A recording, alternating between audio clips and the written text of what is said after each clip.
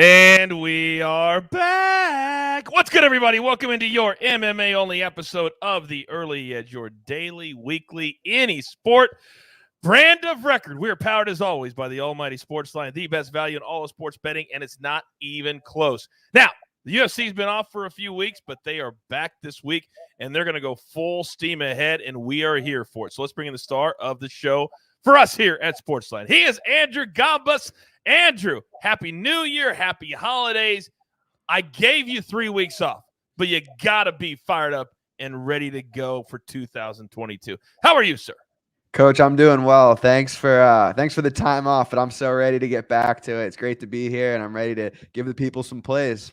Let's do it. So we've got some best bets coming up for UFC Fight Night this weekend at the Apex. But before we get to that, we had during the break 2 huge fights that were announced for early 2022. And I want to hit on those first. First and foremost, 2 weeks from this Saturday. It could be one of, if it lives up to the hype, one of the great heavyweight title fights of all time. Francis Ngannou and Cyril Gane. For some reason, they gave Cyril Gane the interim belt. I don't know why. He wasn't off for that long. But what do you make in 2 weeks out? How are you targeting and handicapping this fight right now? Yeah, so this is a really special heavyweight matchup, as you alluded to earlier. Francis Ngannou has power like we've never seen before. Cyril Gane's probably one of the best technical heavyweight strikers of all time, which makes this such an amazing matchup. I lean Cyril Gane. I think it's a very difficult fight to cap in general because capping Francis Ngannou's freakish power is hard to do. But I think from a technical standpoint, Gane's going to be the one winning minutes here, and he's going to be the one pulling away as the fight goes down the stretch. So if he can avoid that Francis Ngannou bomb, he's going to win the fight. But that is a very big if. See, that's the thing. It's kind of like Derek Lewis. You can bet, and at any point in the fight, you can be like, hey, I'm winning. Boom!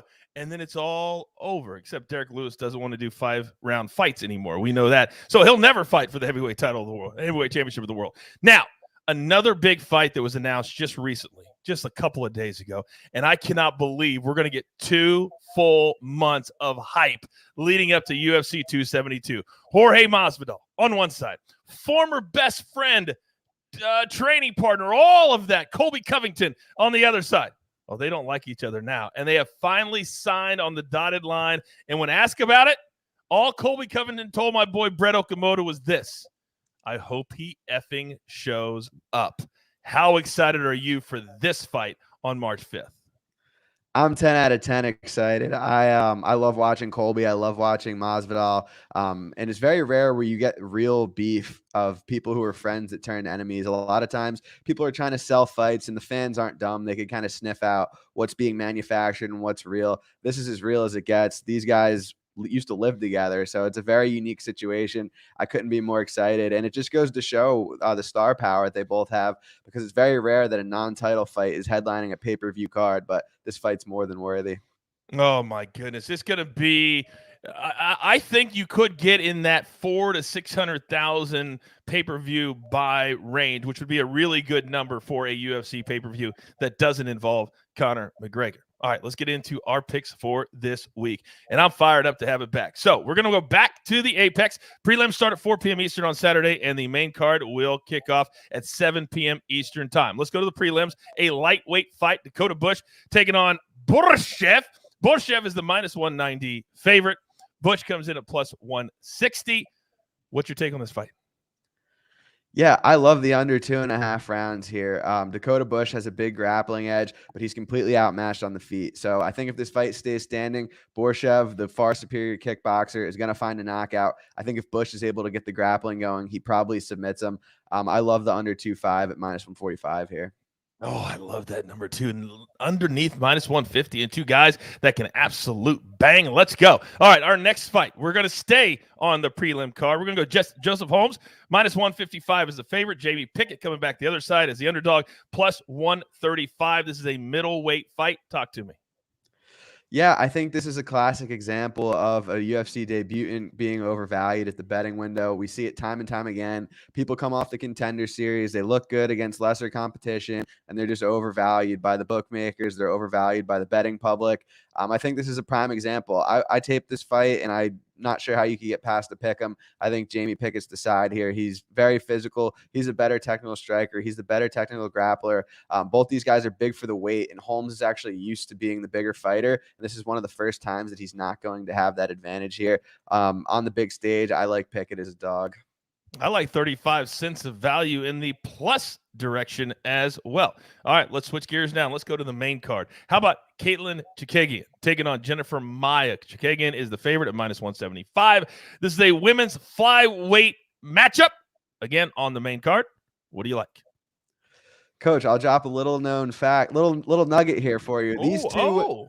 These two women actually fought November of 2019 at Madison Square Garden. I was there. Yours truly was there in the crowd, and I watched Caitlin Chikadze win that fight handedly. And she's been around the division for so long that she's fought everyone at the top. So no matter who she fights at this point in her career, it's going to be a rematch, whether it's a win or loss. She won the fight pretty convincingly the first time. I don't see any reason why she shouldn't win this one again. She's a superior striker. She kept range the first time. She avoided the takedowns. I see her winning this fight again in very similar fashion.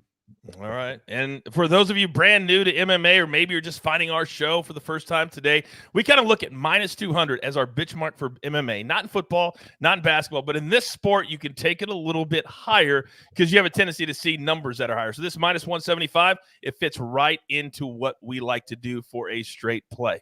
All right. Now, I always make my man Andrew pick something in the main event fight. This one, Calvin Kattar. He's an absolute dog. He can go in there and he can take an ass whooping with the best of them. But he is the underdog again this fight because he's going to take on Chikadze. And it kind of feels like to me that Kattar has kind of been shifted into a placeholder, that a guy that a fighter can fight to get to that top 5 or top 10.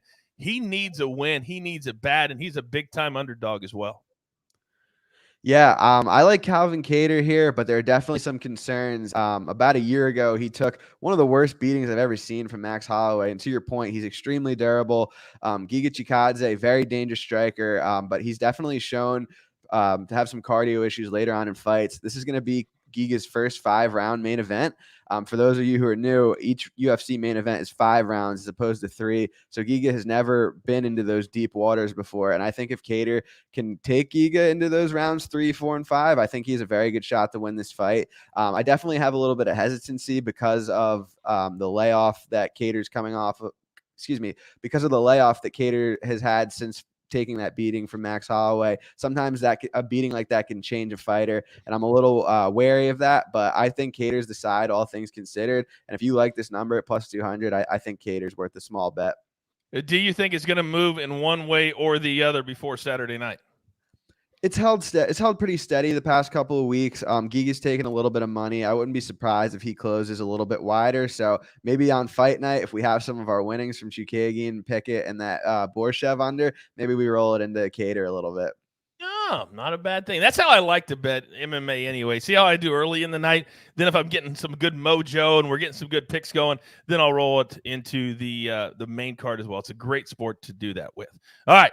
We're up against it. Grab your paper, grab your pencil. Here is the recap, courtesy of the jeweler, and it looks glorious. 4 plays instead of 5. We'll talk about the 5th play that was to be, but we had some stuff canceled this week and some fights that were moved off of this card. But for this week, here are our best bets. We're going to go to the under in the Borshev fight, -145.